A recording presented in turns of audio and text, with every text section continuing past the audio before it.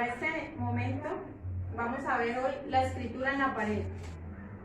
Para este momento ya Daniel tiene aproximadamente 80 años o un poquito más.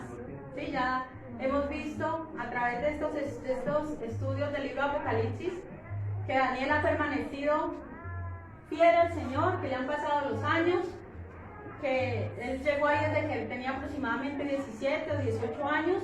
Ya en este momento tiene aproximadamente 80 años y siempre ha permanecido fiel a Dios, aunque estaba tal vez un poco olvidado.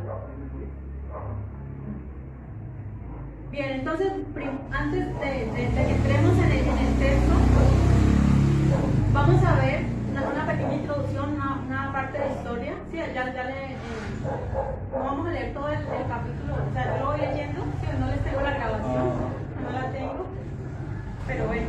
Bien, entonces, recordemos algo importante. Hoy vamos a ver el último día del imperio babilónico, ¿sí? Este gran imperio que era la cabeza de oro de la estatua del sueño que tuvo Nabucodonosor. ¿Sí? Hoy, hasta el tema de hoy, es el último día de Babilonia, el último día del imperio babilónico. Bien, el profeta Daniel va a ser testigo con sus propios ojos del cumplimiento de esa profecía que él mismo interpretó, ¿sí? De este sueño que le fue dado a este rey pagano. Bien, el primer imperio, el imperio neobabilónico, es llamado así, empieza con Nabopolassar, ¿sí? Del año 625 al año 605 a.C. Este hombre fue el padre de Nabucodonosor. Luego Nabucodonosor II es el que conocemos en la Biblia, el que nos muestra la historia. Él gobierna desde el año 605 al año 562, o sea, 40 años duró este rey, este hombre que ya sabemos mucho acerca de él, y que en la Biblia, a ver, les hago una pregunta a ustedes. La Biblia nos habla, aparte del libro de Daniel, nos habla también de Nabucodonosor en otras partes de la Biblia o solo en Daniel. Es una pregunta que les hago. Cualquiera la puede responder. O sea, al rey Nabucodonosor lo encontramos solo en Daniel o en otras partes de la Biblia también está. En otras partes de la Biblia. ¿En otras partes? Ah, bueno, sí son estudiosos de la palabra de Dios. Bien, entonces, Nabucodonosor, cuando ya vemos que al final de sus días parece que se hubiera arrepentido, ¿no? Parece que hubiera tenido un arrepentimiento, ¿cierto? Porque deja un escrito donde dice que todo eso lo hace para dar a conocer quién es el Dios verdadero, ¿verdad? Y que él humilla a todo aquel que se exacto, sí, que se ensoberbece. Esa es la palabra que quería utilizar. Bien, cuando muere Nabucodonosor, su hijo Evilmerodach, en el año 562 a 560, o sea, duró durante 4 años, fue el rey, ¿sí? El rey de... Esto lo podemos ver ahí en segundo libro de Reyes 25-27. Aquí en el texto, en Daniel no vemos este rey, pero ahí en segundo de Reyes, si alguien lo quiere buscar, segundo de Reyes 25-27, vemos que aparece, ¿sí? El reinado de él. Pero resulta que tuvo un cuñado, ¿sí? Aconteció en el año 37 del cautiverio de Joaquín, rey de Judá, en el mes 10º, a los 27 días del mes, que Evilmerodach, rey de Babilonia, en el primer año de su reinado, liberó a Joaquín, rey de Judá, sacándolo de la cárcel. Bien, o sea, ahí lo nombran, ¿cierto? Ahí dice el rey de Babilonia, ¿cierto? Pero resulta que tuvo un cuñado, o sea, una hija de Nabucodonosor, el esposo de una hija de Nabucodonosor asesinó a este hombre, Evilmerodach, ¿sí? Para él quedarse con el reinado. Y este sí reinó por 4 años, ¿sí? Llamado Neri-Bizar, del año 560 al año 556. Todo esto es antes de Cristo, ¿no? Pero luego este hombre también muere a los 4 años y reina en su lugar su hijo Labasi-Marduk, ¿sí? Es el hijo pues de este hombre. Era un niño y solo reinó unos pocos meses porque fue asesinado, ¿sí? Entonces en la historia nosotros casi no encontramos estos reyes, ¿sí? Sino que pasan directamente Nabucodonosor llamado Nabónido, que este reinó del año 556 al año 539 antes de Cristo, y este fue yerno también de Nabucodonosor, ¿no? De otra de las hijas de Nabucodonosor. Bien, entonces este fue derrotado por Ciro fuera de Babilonia, este rey Nabónido. Resulta que este rey no le gustaba permanecer ahí en Babilonia, sino que él se fue a Arabia a reparar templos, a hacer otras cosas referentes a sus dioses, porque Nabucodonosor tenía olvidado, ¿sí?, a esos dioses, por ocuparse pues del imperio, de la extensión, de conquistar a otros imperios.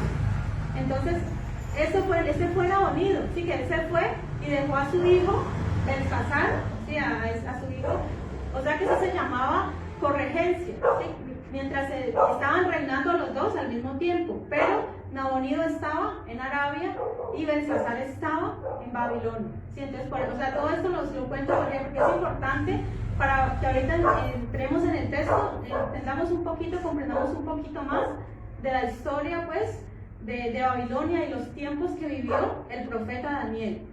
Bien, entonces vamos ahora sí aquí al texto, al Daniel 5:1. Dice: el rey Belsasar hizo un gran banquete a 1000 de sus príncipes, y en presencia de los 1000 bebía vino.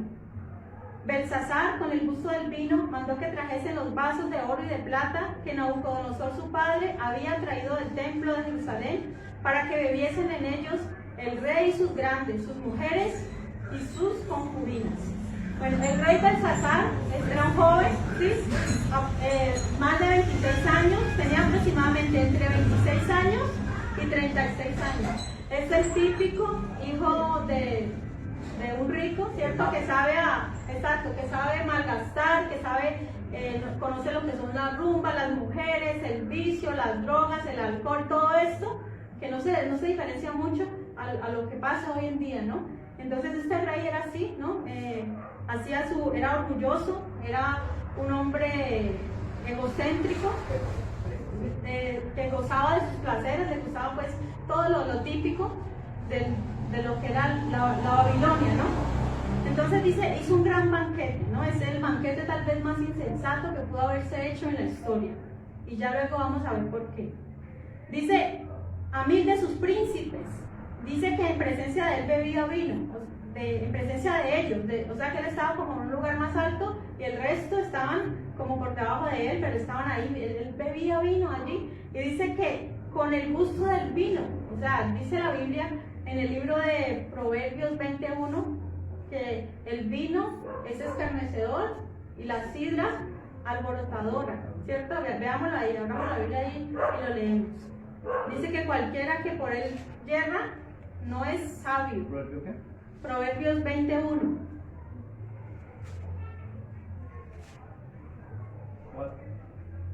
El vino es escarnecedor, la sidra alborotadora.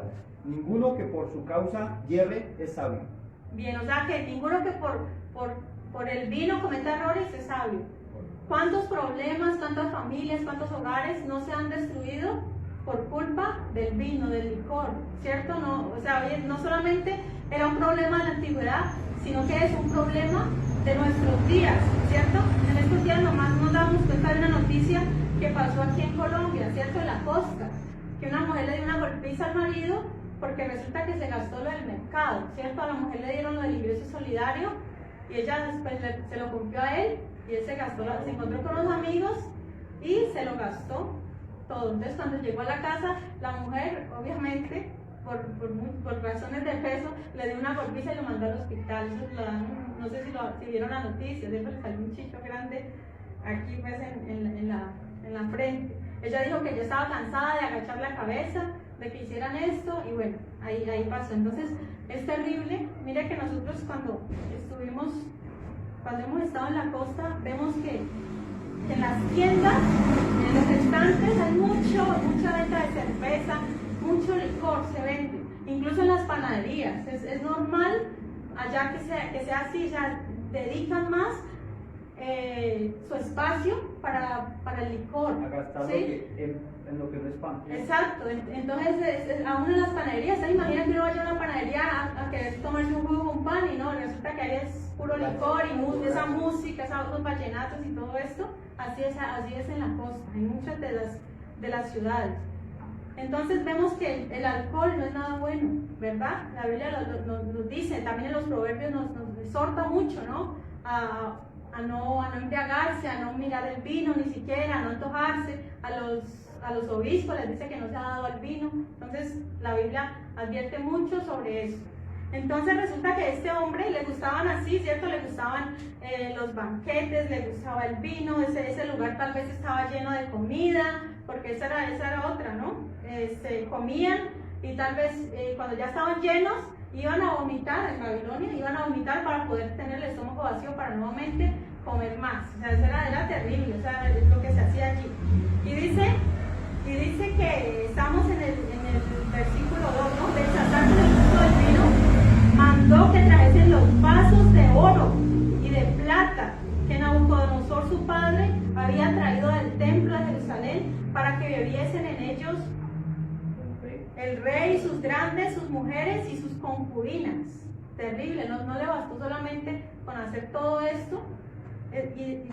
Al decir allí que habían mujeres, se trataba de una fiesta donde practicaban orgías, que era un desenfreno sexual terrible. O sea, estas fiestas eran así, porque resulta que los hombres, o sea, no era normal que los hombres y mujeres hicieran fiestas juntos, sino que en el libro de Esther vemos que el rey Asuero ofreció una fiesta para los hombres y la reina Basti ofreció otro banquete para las mujeres. O sea, no era normal que se reunieran, pero si lo hacían juntos era porque iban a hacer orgías, desenfreno sexual, todas estas cosas, toda esta inmundicia que nos podemos imaginar, hacían en estas fiestas. Entonces se imagina cómo sería eso, la música. Recordemos que la iluminación pues era con candelabros, ¿cierto? Antorchas, era lo que alumbraba el lugar, y la música pues propia que tocaban pues los instrumentos ahí en ese momento, una noche, ¿cierto? Entonces dice que el rey estaba como ensoberbecido, quiso tal vez retar a Dios, ¿cierto? Recordó tal vez que su padre Nabucodonosor, pero ahí padre no se refiere al padre biológico, sino es a un antepasado, en este caso era el abuelo, ¿sí? Porque en la palabra hebrea y aramea no existe la palabra abuelo, ¿sí? Se designa padre un antepasado. Recordemos que a Jesús se le llamaba el hijo de David, ¿cierto? No era su hijo biológico, pero sí un antepasado. También todavía se le llama al padre Abraham, ¿cierto? Son ejemplos.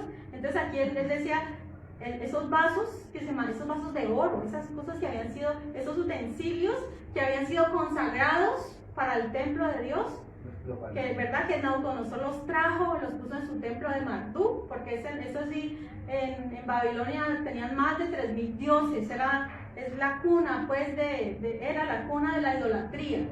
Entonces se llevaron todo eso. Cuando él recordó eso, que eso debía estar allí, él pasó a más, ¿cierto? Nabucodonosor se atrevió a transportarlos del lugar, queriendo decir que el dios de ellos, el dios Marduk, era más poderoso que el Dios de los ejércitos, que Jehová el Dios de los ejércitos. Eso era un desafío contra Dios. Entonces él mandó a traer esos vasos de oro, ¿verdad? De oro y de plata, ¿verdad? Los mandó a traer porque él quiso poner allí esas bebidas embriagantes y hacerlo, a ver qué tal vez qué pasaba, ¿no? Entonces dice, versículo 3, dice, entonces fueron traídos los vasos de oro que habían traído del templo de la casa de Dios, que estaban en Jerusalén, y bebieron en ellos el rey y sus príncipes, sus mujeres y sus concubinas. O sea que el rey estaba allí con su mujer, ¿cierto? Y con las concubinas. Versículo 4 dice, bebieron vino y alabaron a los dioses de oro y de plata, de bronce, de hierro, de madera y de piedra. O sea, todos se tomaron el vino. Y si vemos allí esos metales, se nos parecen mucho a los que estaban en la estatua, ¿cierto? De oro, de plata, el mismo oro, sino oro, plata, bronce y hierro, ¿cierto? Pero miremos ahí que hasta aquí estaba todo muy bien para ellos. O sea, ellos estaban gozando, ellos estaban disfrutando, ¿cierto? ¿Usted ha pensado cómo será cómo será mi último día? ¿Estaré bien? ¿Estaré descuidado? ¿Cierto? Porque nadie sabe el día que va a morir, ¿cierto? No lo sabemos. Puede ser hoy, puede ser esta noche. ¿Cuántas personas se acuestan confiadas de que mañana van a ir a trabajar y necesitan tal vez, planean pues lo que van a hacer, pero ¿qué pasó? Resultó que al otro día puede ser que ya no exista, ¿cierto? Puede ser que haya un temblor, puede ser que un terremoto, puede ser que un ataque al corazón, ¿cierto? O cualquier otra cosa. ¿Y qué pasó? Ya no hay más vida. ¿Por qué? Porque la vida es pasajera, ¿cierto? Este rey, aunque era joven, no sabía lo que le vendría, ¿cierto? Él simplemente se enorgulleció, se ensoberbeció. Dice la Biblia, enséñanos de tal modo a contar nuestros días que traigamos al corazón sabiduría. Cada día que pasa debemos traer a nuestro corazón sabiduría, no necedad, nada de eso. Bien, entonces, vemos allí en el versículo 5. En aquella misma hora aparecieron los dedos de una mano de hombre que escribía delante del candelero sobre el ventanado de la pared del palacio real, y el rey veía la mano que escribía. En aquel mismo momento el Señor dijo no dio ningún tipo de aviso, sino que en aquel mismo momento, si quería retar a Dios, ahí Dios aceptó el reto, ¿cierto? Que le estaba haciendo. Inmediatamente el rey estaba, como por decir acá, y la mano que él vio estaba tal vez al frente suyo, porque él fue el único que la vio en el momento, ¿cierto? Veía esa mano misteriosa. ¿Se imagina eso? Qué misterioso, o sea, una mano solita que escribe, y dice, entonces el rey palideció. El rey estaba ebrio, ¿cierto? Pero esa borrachera como que inmediatamente se le fue, ya, él inmediatamente pasó de estar ebrio a estar sobrio. Es que con algo así, cualquiera, ¿no? Dice, ¿y cómo se habrá puesto él su cara, ¿cierto? Dice, y sus pensamientos lo turbaron, y se debilitaron sus lomos, y sus rodillas daban la una contra la otra, se puso a temblar, no resistió el miedo que le dio, el temor que le dio, ¿cierto? Dice, versículo 7, el rey gritó en alta voz que hiciesen venir magos, caldeos y adivinos, y dijo el rey a los sabios de Babilonia, cualquiera que lea esta escritura y me muestre su interpretación, será vestido de púrpura, y un collar de oro llevará en su cuello, y será el tercer señor del reino. Entonces el rey, cuando vio eso, cuando empezó a temblar, ¿qué hizo? Metió un grito, ¿cierto? Le salieron fuerzas tal vez, él estaba en un estado de shock, ¿cierto? Pero metió un grito, entonces ahí se paró la música. Inmediatamente todos, ¿qué pasó? Inmediatamente el rey tal vez gritó, voltearon todos a ver qué era lo que pasaba. Cuando el rey le dice, miren, tal vez le dice a ella lo que una mano ahí escribió, es algo que nunca tal vez vemos, ¿cierto? La mano de Dios. Y no es la única vez donde podemos ver la mano de Dios. Recordemos que en el libro de Éxodo, los 10 mandamientos fueron dados por el dedo de Dios. Dios mismo escribió los primeros 10 mandamientos, sino que luego Moisés los tiró, ¿cierto? Y les tocó volverlo a escribir ya a Moisés con la letra de él, pero al principio fue Dios mismo quien entregó su ley, sus mandamientos. ¿Dónde más vemos esas manos de Dios escribiendo? También allá cuando Jesús vino, que dice que a una mujer adúltera fue llevada ante él, ¿cierto? En ese momento, ¿qué pasó? El Señor empezó a escribir sobre la arena. ¿Qué estaba escribiendo? No lo sabemos, ¿cierto? Nadie lo sabe, pero probablemente estaba escribiendo lo que yo escuché una vez, que tal vez escribía lo de cada uno, mentiroso, borracho, es posible, ¿no? ¿Cierto? Entonces cuando cada uno veía que se sentía identificado con ese pecado que hacía, más bien dejaban la piedra a un ladito ahí y se fueron, ¿cierto? Porque nadie es digno de tirar siquiera la piedra. A ver, les cuento un pequeño chiste. Resulta que estaba Jesús y les dijo, que esté libre de pecado, que tire la primera piedra. Y resulta que todos se fueron y solamente uno le tiró la piedra. Entonces Jesús le dice, ¿estás tú libre de pecado? Y el Señor le dice, no, yo soy el marido. Qué buenísimo. Bien, entonces ahí vemos la mano de Dios, escribiendo. Entonces, esa misma mano, ¿no? Porque ahí dice que de la presencia de Dios escribía la mano. Bien. Estamos entonces en el versículo, seguimos en el 7, pero entonces el rey, ¿qué hizo? Mandó a llamar a quiénes, a los sabios, a los caldeos, a los adivinos, otra vez, ¿cierto? Ya sabemos por los capítulos anteriores que ellos eran totalmente ineficientes, o sea, no atinaban en una sola. Aún el rey una vez les dijo: cuénteme el sueño y yo sabré que me pueden dar su interpretación, ¿cierto? Nabucodonosor. ¿Y qué pasó? No, pues cuéntanos el sueño y nosotros te interpretaremos. Eso decían, ¿cierto? Cuando más adelante el rey se acordaba del sueño y les contó el sueño en otra ocasión, ahí sí, ni contándoles el sueño no pudieron, o sea que era mentira. Y aquí, pues por tercera vez, al igual, son solamente charlatanes, unos pillos, ¿cierto? Unos mantenidos que realmente no servían para nada.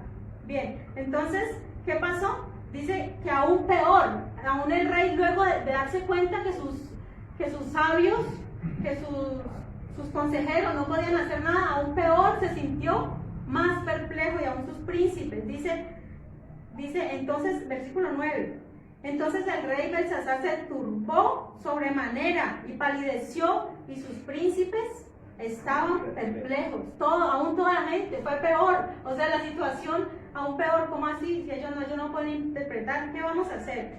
Versículo 10 dice, la reina, ahí nos habla de la reina, no era la madre, no era la esposa de Belsasar, sino o era la madre o era la abuela, una de las dos, ¿sí? Se trataba de la reina madre. Dice, la reina, por las palabras del rey y de sus príncipes, entró a la sala del banquete y dijo, rey, vive para siempre, no te turben tus pensamientos ni palidezca tu rostro.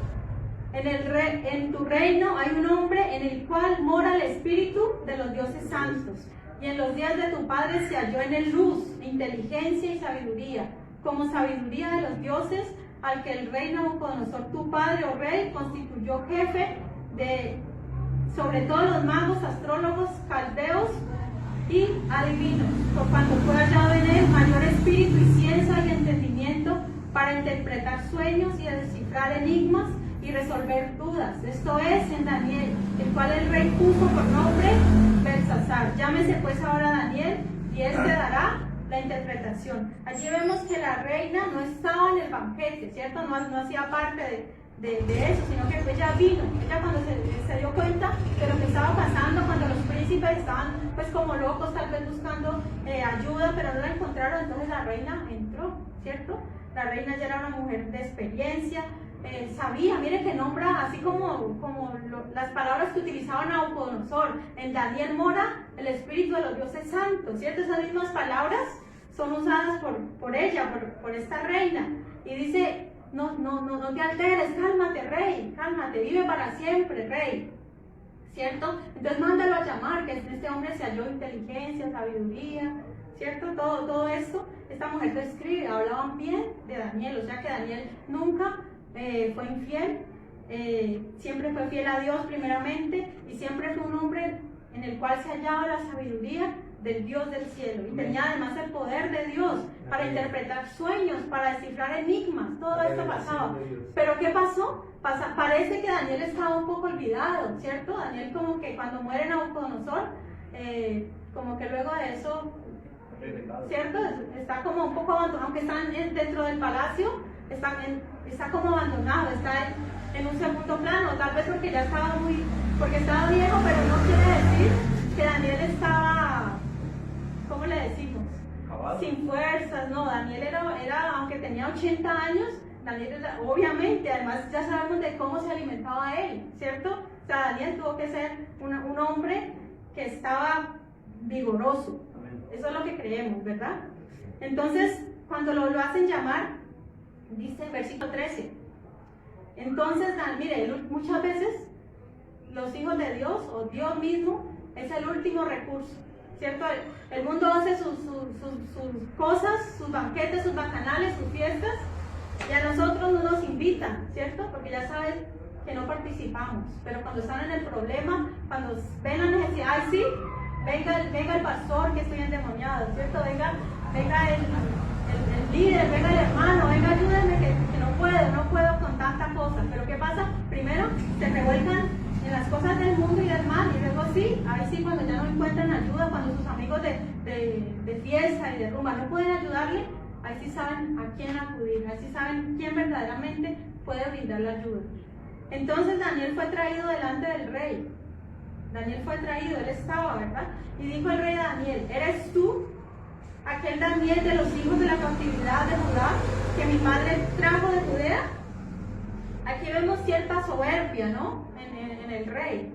Porque, miren, o sea, la intención de él es humillarlo, ¿cierto? Es humillarlo, porque le dice, mira, no lo llama Belsasar, como él mismo se llamaba, ¿no? O sea, eran como tocayos, ¿cierto? Dice: ¿eres tú aquel Daniel de los hijos de la cautividad? ¿Por qué le dice así? ¿Eres tú aquel cautivo, aquel que mi padre trajo?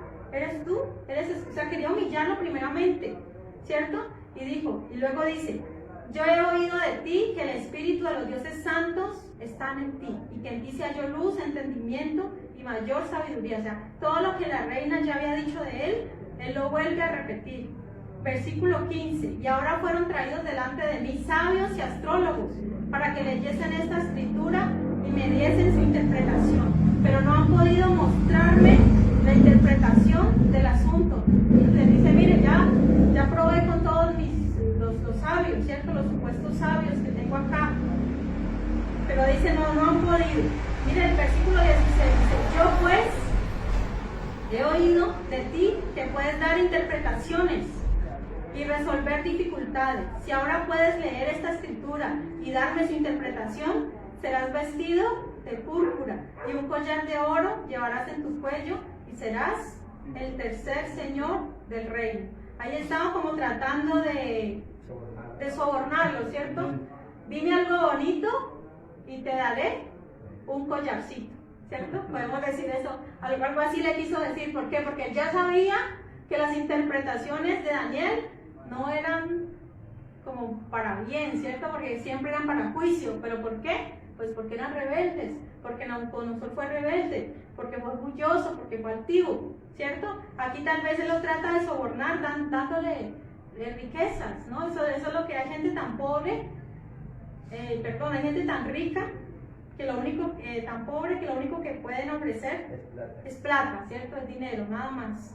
Así era este rey, era verdaderamente la gente sin Dios, mejor dicho, no es nada. Dice, entonces, ¿qué le ofrece? Le ofrece que sea el tercer señor del reino. ¿Y por qué el tercer señor y no le pudo ofrecer el segundo lugar?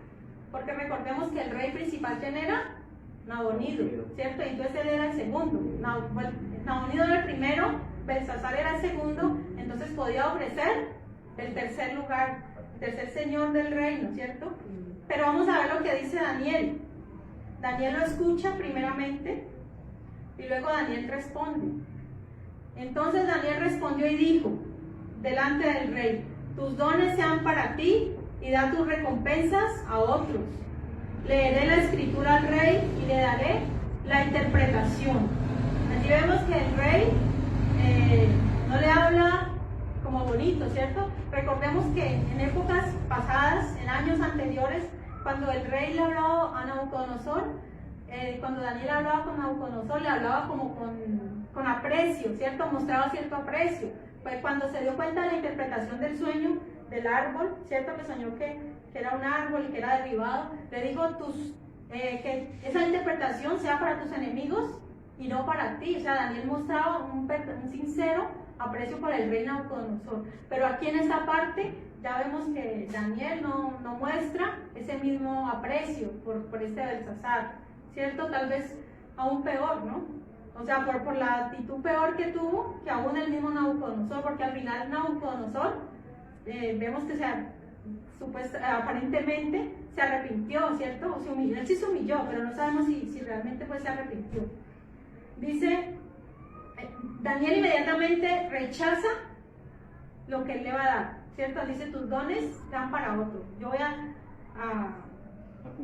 interpretar, leeré, pero no quiero nada que me puedas dar. O sea, sintió como cierto menosprecio. Sí, repudio por sus cosas, por él y sus cosas. Pero vemos que cuando Daniel lee, antes de leer la interpretación como tal, vemos lo que dice, como un profeta de Dios, que aunque no era un profeta de oficio, ¿cierto? Sino que era profeta porque Dios lo llamó profeta y porque le mostró muchas cosas que acontecerían en los últimos días.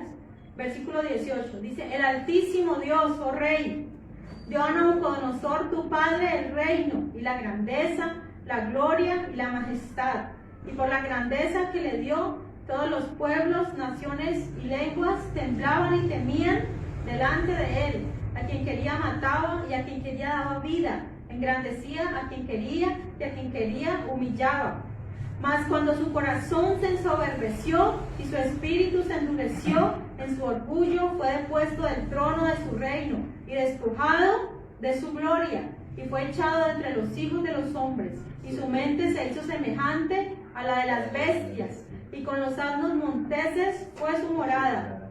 Hierba le hicieron comer como a buey, y su cuerpo fue mojado con el rocío del cielo, hasta que reconoció que el Altísimo Dios tiene dominio sobre el reino de los hombres y que pone sobre él al que le place. Y tú, su hijo Belsasar, no has humillado tu corazón sabiendo todo esto, sino que contra el Señor del cielo te has ensoberbecido e hiciste traer delante de ti los vasos de su casa, y tú y tus grandes, tus mujeres y tus concubinas, bebisteis vino en ellos.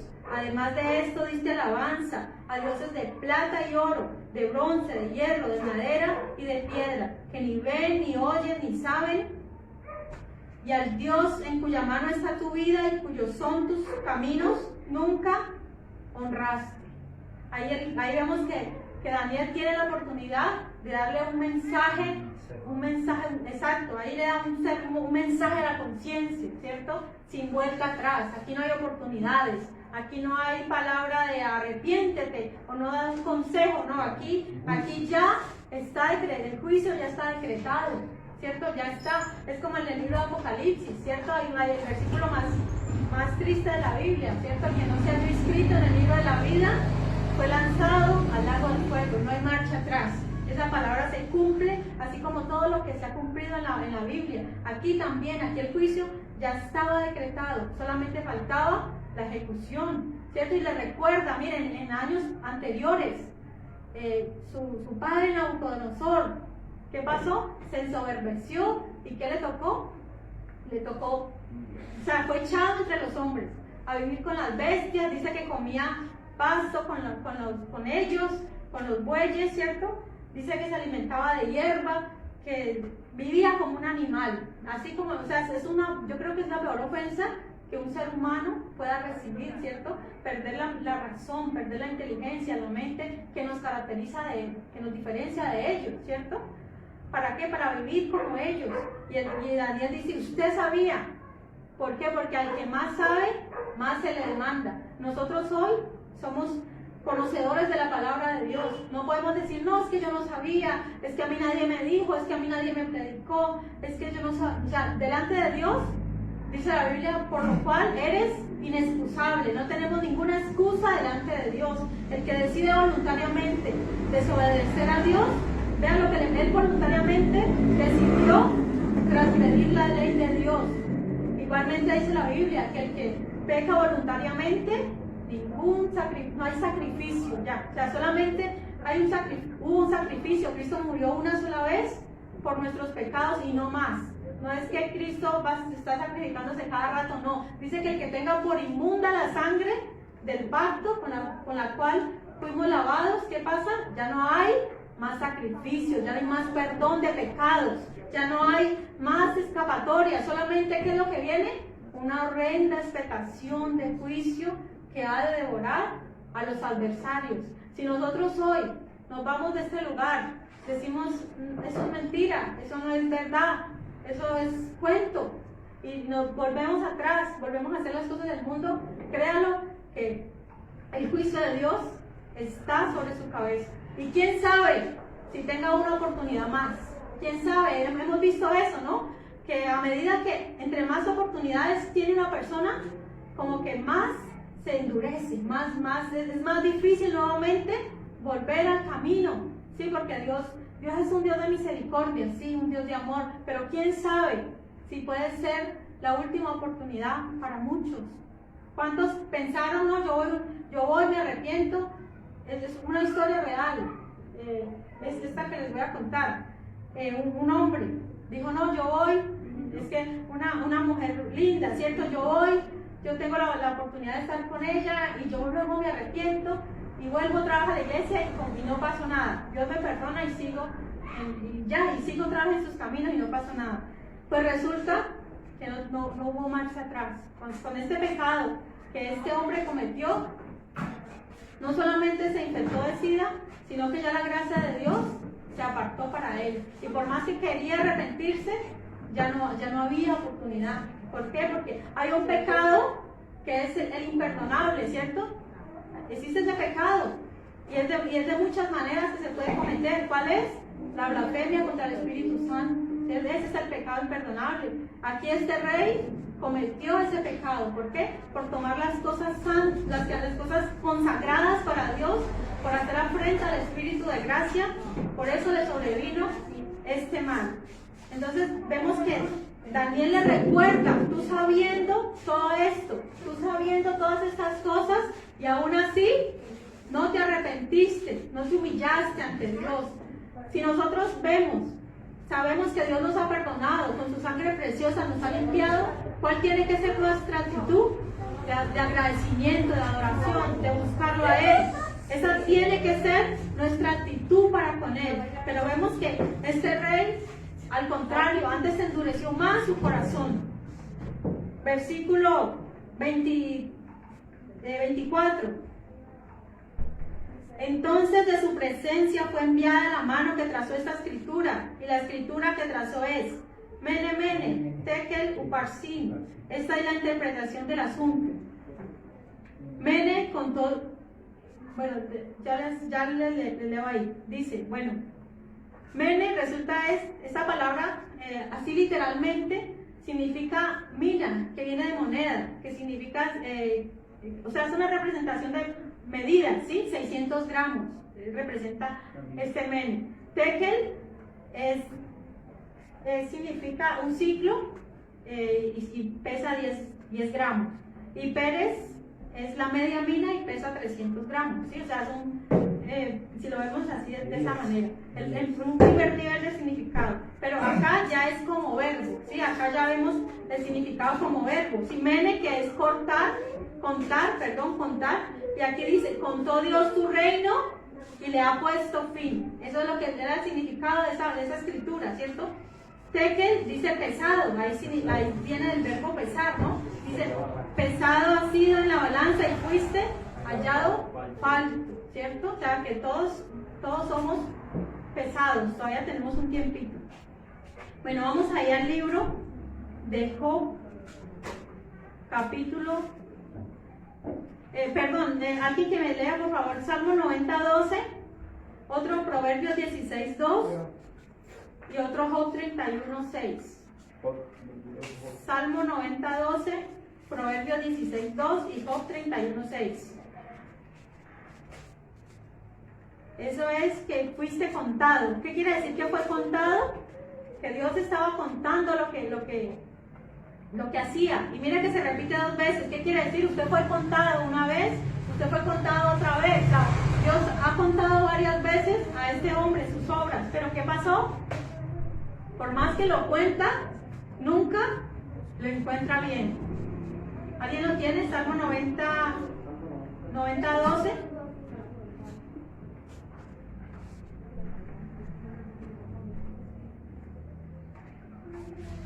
Dice así, enséñanos de tal modo a contar nuestros días que traigamos al corazón sabiduría.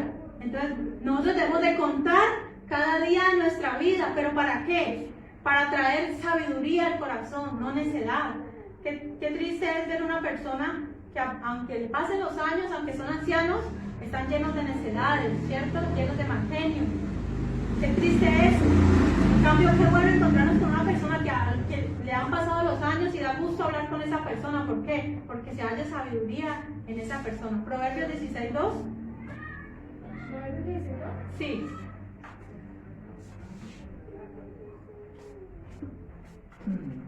Todos los caminos del hombre son limpios, pero Jehová es quien pesa los espíritus. Para nosotros todo está bien, ¿cierto? Todos mis caminos pueden estar bien, pero ¿quién es el que pesa los espíritus? Dios. Dios es el que le pone peso. O sea, nosotros un día delante de Dios vamos a ser pesados, todos nosotros, ¿cierto? Nuestro corazón, nuestras obras, todo lo que hacemos es puesto en balanza, es pesado, ¿verdad? Y vemos que este hombre sus obras, su corazón fue puesto en balanza, pero fue hallado falto de peso, o sea, estaba muy livianito, estaba como una plumita, no pesaba lo suficiente. Bien.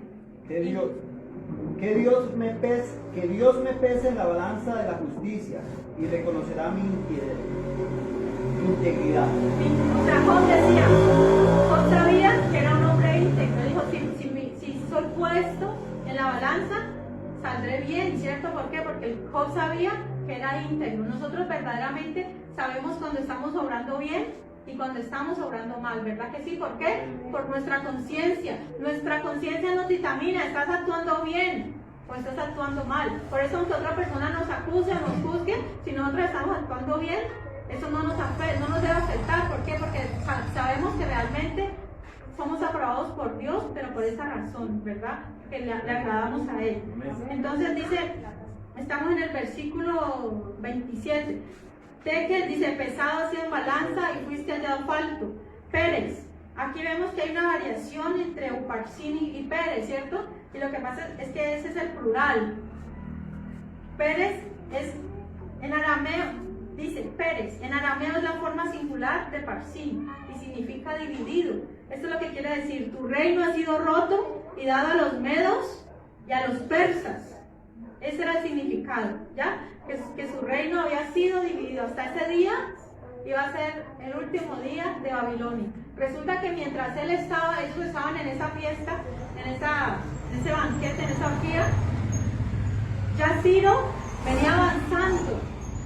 La ciudad de Babilonia era una ciudad que tenía unas murallas grandes, altas y anchas. O sea, toda la ciudad estaba bien fortificada. Era una ciudad que se creía, era inexpugnable. Nadie podrá invadirla jamás. Resulta que por el medio de la ciudad pasaba un río, ¿cierto? El río Éufrates.